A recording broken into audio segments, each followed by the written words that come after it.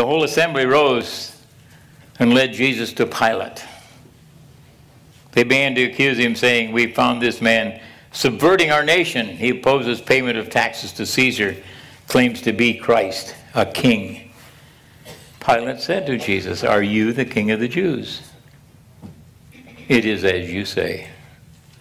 Pilate announced to the priests and the crowd, "I find no basis for a charge against this man." But they insisted. He stirs up the people all over Judea by his teaching. He started in Galilee and has come all the way here. Pilate asked if the man was Galilean. And when he found that he was, he turned him over to King Herod, whose jurisdiction was at that point. When Herod saw Jesus, he was pleased because for a long time he had been wanting to meet him. From what he had heard about him, he hoped to see him perform some miracle. He asked him many questions, and Jesus gave no answer. The priests and the teachers of the law were standing there, accusing him. Herod and his soldiers ridiculed and mocked him, dressed him in an elegant robe, sent him to Pilate. That day, Herod and Pilate became friends. Before this, they had been enemies. Pilate called together the priests, the rulers, and said to them, "You brought me this man as one who was inciting the people to rebellion. I have examined him in your presence and have found no basis for your charges. Neither has Herod, for he sent him back to us. He has done nothing to deserve death.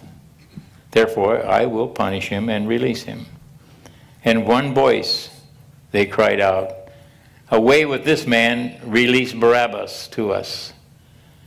Wanting to release Jesus, Pilate said to them again that he would let him go. They kept shouting, "Crucify him, crucify him." And the third time he said, "Why? What crime has this man committed? I find no grounds for the death penalty. I will punish and release him." With loud shouts they demanded that he be crucified. Then their shouts prevailed. Pilate granted their demand. Before I start preaching, we will have Good Friday service on Good Friday. How's that for something timely? 6 o'clock on Good Friday evening. It'll be a short music and communion service. We will have a 7 o'clock Easter sunrise, almost sunrise, but 7 o'clock for a sunrise, an early morning service. We will have the 8:30 and 10:30 services as usual on Easter. This is the Holy Week, and suddenly it's here. We get prepared for this all year, and suddenly it's here. So, Jesus, we skip around so often, and we're here a week before Good Friday, and we're already putting him to death in the gospel that we have. The readings for this month are so long and so protracted that we have to do some editing and selecting. But what a thing it was. This was a deal. People had been so enamored and so excited and so agog about Jesus and the miracles and the healings and everything that he had done that they were crowding around to see him. And they were about to make an entrance from Bethany, where the Mount of Olives is, into Jerusalem. And he said, "Go to his disciples, go and find us a colt, donkey, that had never been ridden. And when someone asks you why you were doing this, just say the master wants him." So they did, and they went and they untied this guy's donkey and started to walk away with it. Now, in this day and age, that gets you shot. But they said, "What are you doing?" He said, "We're taking him for the master. He wants it." Okay. Just God works in mysterious ways, even to the procurement of a donkey. This is a donkey that's never been ridden. Now, I came from the Midwest where we used to play donkey basketball and donkey softball and so forth. You ever play in one of those games? How long did you stay on the donkey that it didn't want you on? 1 second. 1 second. And then to get one that's not broken for that, I realized those were trained to buck you off, and yet they put these coats on the donkey, and Jesus sat upon the donkey. They were respecting his royalty in that he personally should not contact the donkey that he rode. There had to be something between them. And the disciples were being mindful of that at that point. But he rode triumphantly down the valley and up the hill to Jerusalem. And the people were screaming and shouting. You'd have thought it was a Super Bowl parade or something.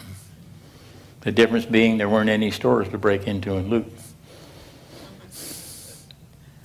So they threw their coats on the ground to make a pay. The Hollywood would have had a red carpet all rolled out for him, which would have led to other things that we watched on television that were kind of strange. No, this was not a strange thing.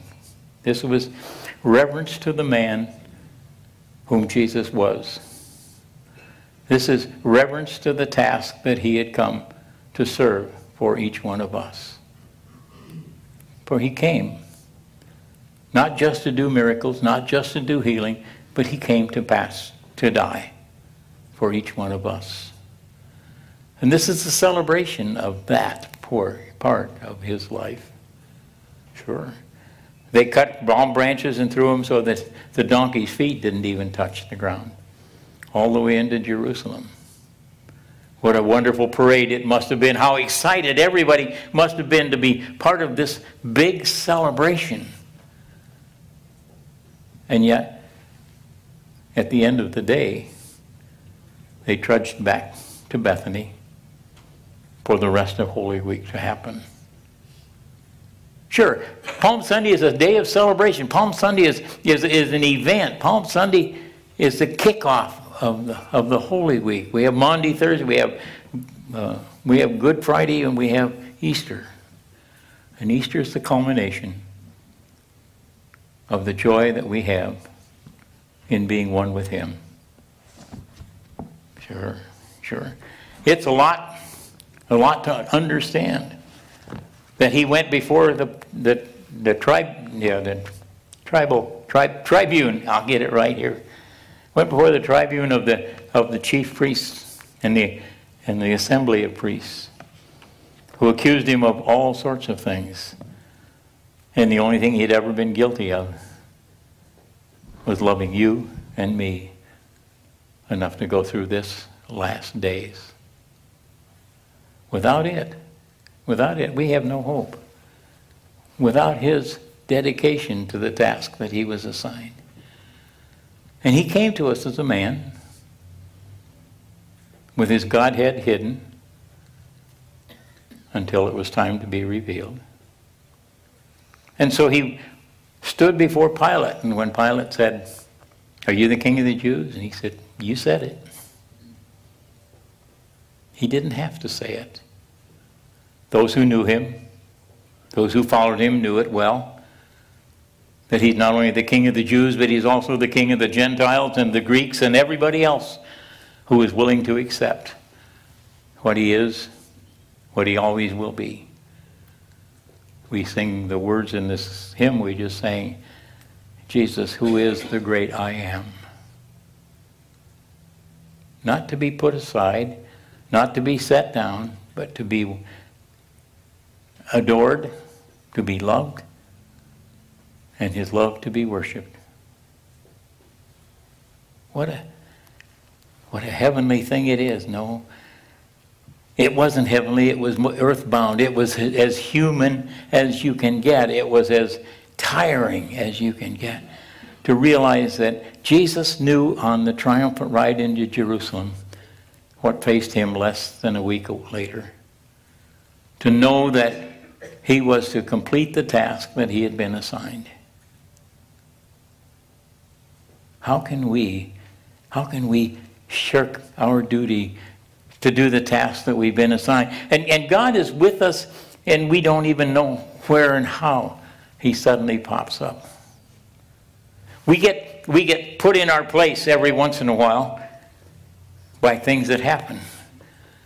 A few years ago, I got a phone call on the 1st of March saying, Gene, we've got an excess of pastors this year. We need your church for an ordained elder.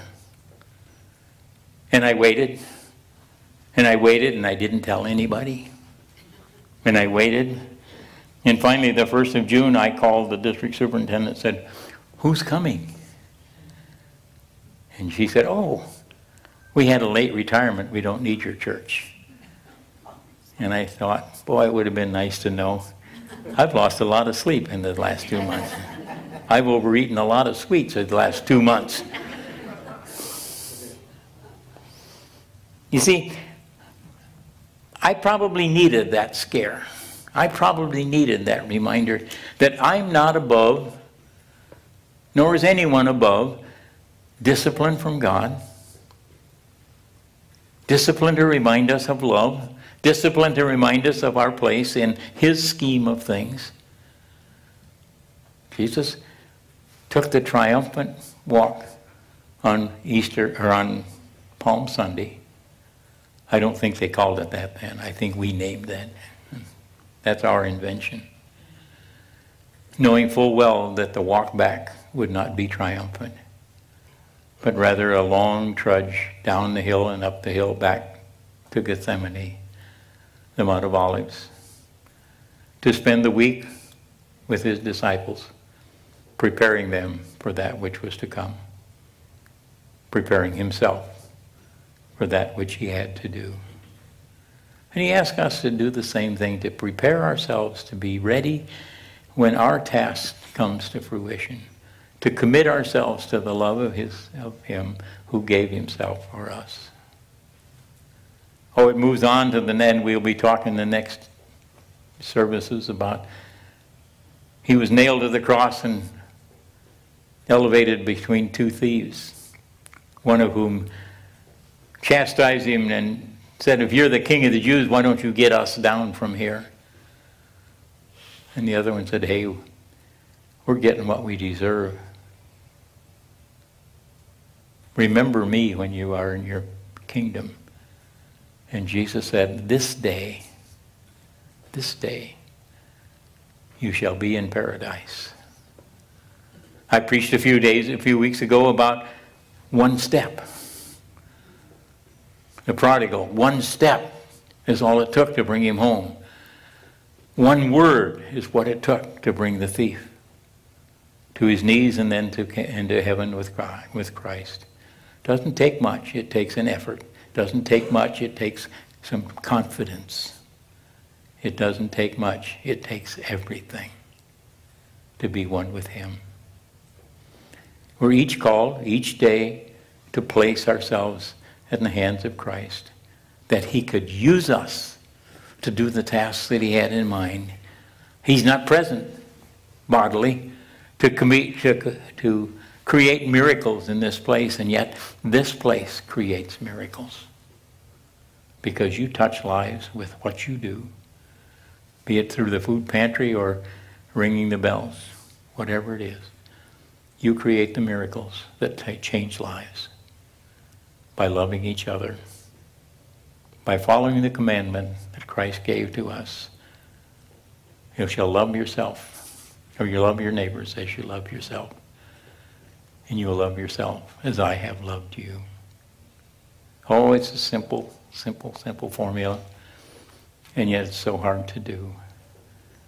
So hard to forgive ourselves for our mistakes, so hard to forgive ourselves for our transgressions, and He already has. We're keeping track of things that He's long forgotten, but it takes one word, one step, to be enfolded in the graceful and grateful arms of a loving Christ. One word, one step. Amen. Celebrate today. It's the day of celebration. Be prepared to walk that mile, the last mile back to Bethany, to where Jesus prayed, "If it be your will, let this cup pass from me, but thy will be done." One word, peace. Amen.